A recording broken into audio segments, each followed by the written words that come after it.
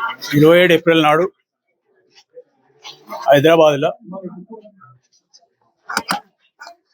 Housing మరియు revenue శాఖ మంత్రి పొంగులేటి శ్రీనివాసరెడ్డి గారు హౌసింగ్ ఎండి అధికారులతో పాటు ఉమ్మడి జిల్లా మీటింగ్ పెట్టడం జరిగింది. ఈ ఇందిరమ్మ ఇళ్లలో సమస్యలు ఏంటి, ఏం కావాలి, ఇంకేమేమి ఇబ్బందులు చెప్పడం జరిగింది. దాంట్లో స్పష్టంగా నేను మాట్లాడినా. మా డబ్బులు పెట్టిన ఇల్లు కట్టింది, సగంలు ఉన్నాయి, వాటికి ఇబ్బంది, వాటికి మంచినీళ్ళు లేవు, రోడ్లు లేవు అని చెప్పాలి.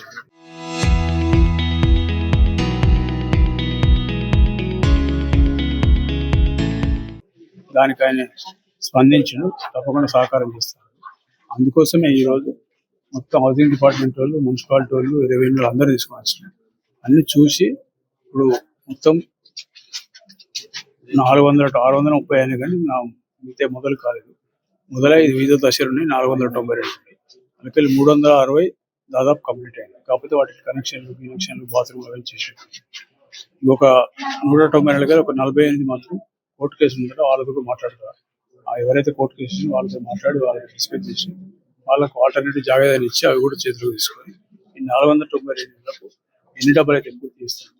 అంటే పూర్తి అంటే ఏదో గాయగా చేసి రంగులు వేసి అప్పుడు చెప్పి చేతులు పద్ధతి కాదు.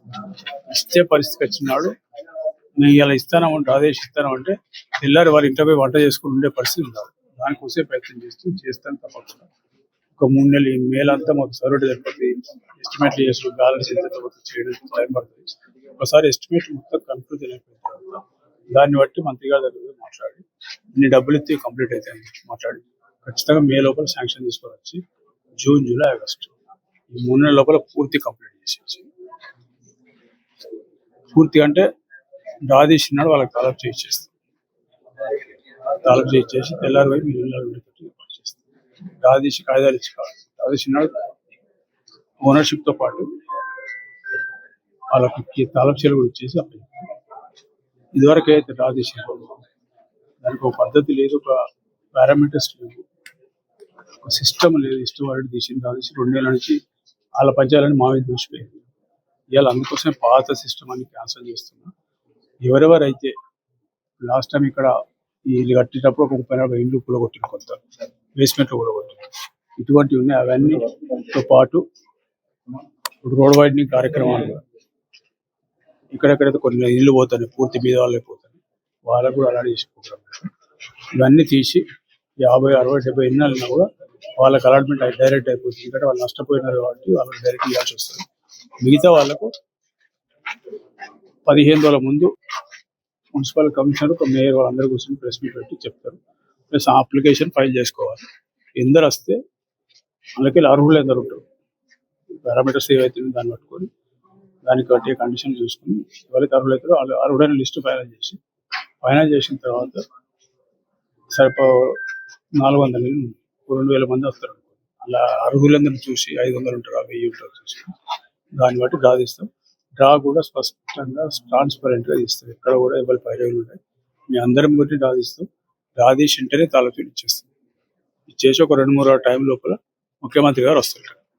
ముఖ్యమంత్రి గారు వచ్చినప్పుడు వీటితో పాటు కాన్స్టిట్యూషన్ మిగతా కూడా ఇది అయిపోతుంది. దాదాపు ఒక 500, ఒక 1500, 2000 రెడీ చేసి ఒకటి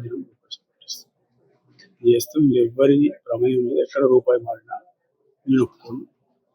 ప్రత్యేకంగా లబ్ధారులకు కూడా చెప్తారు, మీరేదో ఎవరికో పైరవి చేస్తే పైసలు ఇస్తే మాకు తొందరగా చేరుకుంటే తొందరగా చూసాక దేవుడి దగ్గర మొత్తం బ్లాక్ లిస్ట్ పెట్టేస్తాం. డబ్బులు వెల్ఫేర్ స్కీమ్లలో ఇండ్లు కానీ, పెన్షన్లు కానీ, మిగతా ఏ కార్యక్రమం ఎవరు డబ్బులు ఇవ్వకండి. మీ ద్వారా ప్రజలకు చెప్పే డబ్బులు ఎక్కడ ఇవ్వకండి.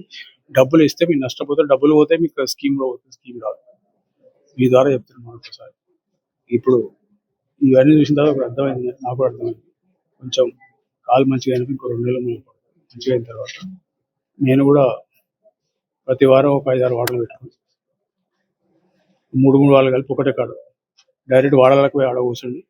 ఇంకేం మిగిలింది పనులు ఎట్లా చేస్తున్నా, పనులతో పాటు ఇంకేమన్నా పర్సనల్ సమస్యలు ఇవన్నీ ఆడికేస్తాను, అన్న గురించి చేస్తాను. కాకపోతే వీళ్ళు మాత్రం ట్రాన్స్పరెంట్గా ఏ రకమైన స్పష్టతతోటి, ఏ రకమైన పైరవీలకు దేనికి తావలేకుండా, ఎవరైతే ఇదివరకు పట్టాలు ఇచ్చిపోయింది నష్టపోయింది, ఎవరైతే బేస్మెంట్ కట్టుకొని పోయింది వాళ్లకు ఈ రోడ్ వైడింగ్ లో కొందరికి మొత్తం ఇల్లు పోతాను. అటువంటి వాళ్ళకు కూడా హామీలు చెప్తున్నాం కాబట్టి వాళ్ళందరూ కూడా చేసేసి మిగిలిన ఇచ్చేస్తాం. దాదాపు 400 పైచీలకు ఇళ్లకు డ్రా ఉంటుంది.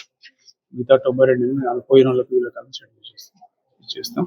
డ్రా కూడా మొత్తం తీసే ముందే మంచినీళ్ళ సౌకర్యం, రోడ్లు, డ్రైనేజీలు, బాత్రూమ్లు, కరెంటు అన్ని సౌకర్యం చేసిన తర్వాత చేస్తున్నారు. అలా వదిలేసి మీకు ఇచ్చిన మీరు వదిలేసి ఖచ్చితంగా తీసుకున్నాడు కనీసం తృప్తిగా మాకు ఇచ్చిన కాంగ్రెస్ వాళ్ళు మేము తప్పకుండా వాళ్ళకి లాయల్ ఉండాలనే విధంగా చేస్తాం.